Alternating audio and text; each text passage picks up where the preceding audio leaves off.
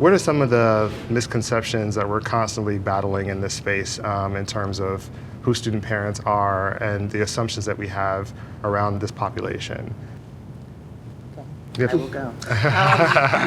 I think the biggest misconception that I see around student parents is that they don't exist, that they're a very small, niche population, that you won't find them on most college campuses. And then I think the second part of that is that they don't belong there, that if you do find them there, it's really not a space for them.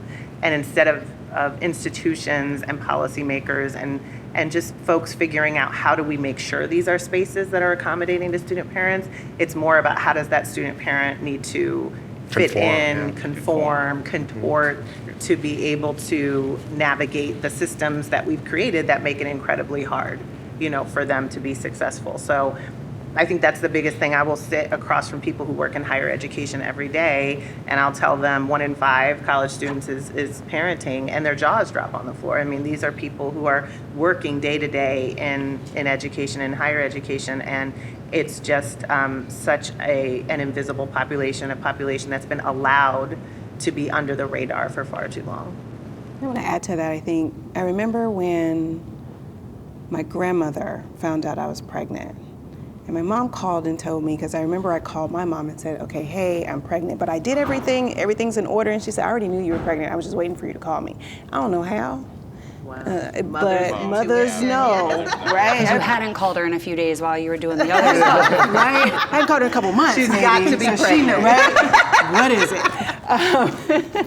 But she told me that she ended up telling my grandmother, and she said my grandmother just cried because she felt like I was going to be a failure now that I had a kid. And I think when we talk about the archetype of student parents, I really believe that we still have that feeling. Then when you talk about no belonging, you don't belong here, it's because we feel like that they're failures for some reason, when actually they're the brightest minds on our campuses.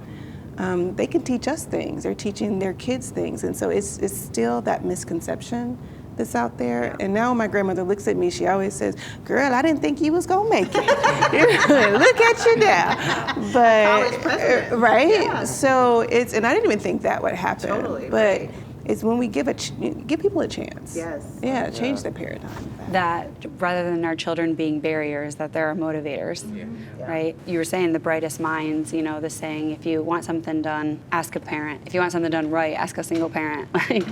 The ability to juggle and to show up and to strive and lead, really, as the motivator, not as the stigma of like the negativity and the sense of belonging. And I think that that's still a huge mindset shift that needs to happen on campus culture.